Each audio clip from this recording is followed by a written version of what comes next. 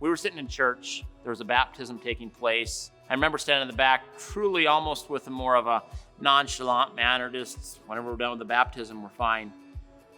And I had this calling inside my head, and I can't explain it. I don't have a lot of callings in my head, but I believe it was God sitting here saying, explore the diaconate. After Mass, I even talked to my wife. I'm like, what do you think a deacon even is? I mean, I know a little bit, but what do you think? And we talked about it a little bit more, explored that with Father Paul, read up on it a little bit more. He referred me to a guy that had just finished the deacon formation program. Talked with him. Both those guys were sitting here telling me, Ryan, you need to join now, even though I was telling them, I think I'm going to look at doing this in a couple years. One of the greatest gifts I had in my life, looking back at those three people that said, do it now, because I don't know that I probably would have ever done it had they not said, do it now. I remember that first class that we took was called Revelation. And I had pages of notes with information that average Joe, I thought, the average Joe should know these things, and yet there was pages of notes that I had, the things I did not know. I was wondering if I was in the right spot. I even questioned if I was proceeding along correctly. And it actually took my formation director, who is Father Brad Neely, to step in and say, Ryan, everybody's on their own pace. Don't worry that some people know this stuff and you don't. And I look now at the formation people, the people that I'm in formation with, and I can talk back and forth with them. I feel like we're somewhat on the same level. Obviously, I'm still a little bit below them, but that's fine. I'm good with that.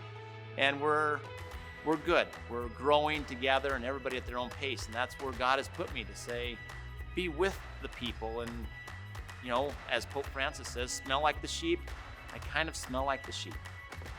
During the deacon formation program, we were asked to do ministries throughout the community. And one of the ministries we did was through the food bank. And I remember first stepping into that world of getting into the food bank thinking, is this something I really want to be into and involved with? And now I see those people that I have given food to in the past walking around the community. And you think those friendships, those bonds that I've created with them have been amazing. Even though when I first initially got into it, it was something I really didn't want to jump into. Now it's something I desire to want to be a part of. How is my ministry glorifying God? When I look at that, this parish that I'm in has never had a deacon before. This is going to be something new to the parish, new to me. I think the groundwork is starting to kind of be laid on what that is going, what that might even look like. But I hope that the ability to go out and visit people, to possibly bring people closer to Christ, will be an opportunity that I have to work with the parish office and staff, the priest, and really, hopefully extending our arms out to others that need to see Christ more, and hopefully they can see that in a lay person like myself that truly is your average Joe that for some reason God has called to become a deacon. Yeah, when I think about what excites me about being Catholic, it's those moments where I feel the Holy Spirit involved in my life. I see it at work. You know, I had a near-death experience about 12 years ago where I was upside down in a rig, we were in a wreck.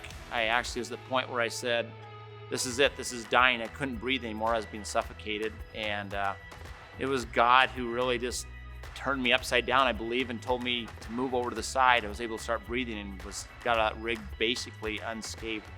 And I think of, that was a moment in my life where the Holy Spirit was alive and working. And there's been other moments in my life where I can look back and say God was there, but that was one that truly speaks to me.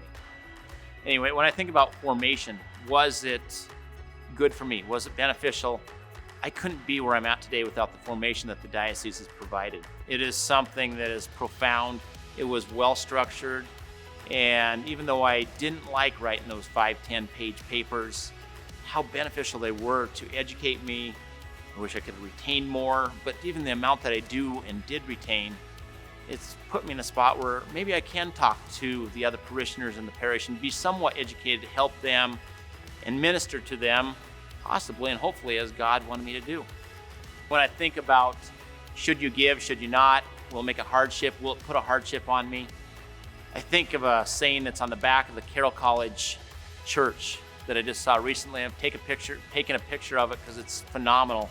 It's from Mark 10, I believe, and it says, without cost you have received, without cost you are to give. And I think that's where we're at. We are to give because God has given us so much, and we need to extend that out to others. It's helped people like me to get through the formation program. It helps priests. And there's a need out there. Without cost, we have received, and without cost, we need to give.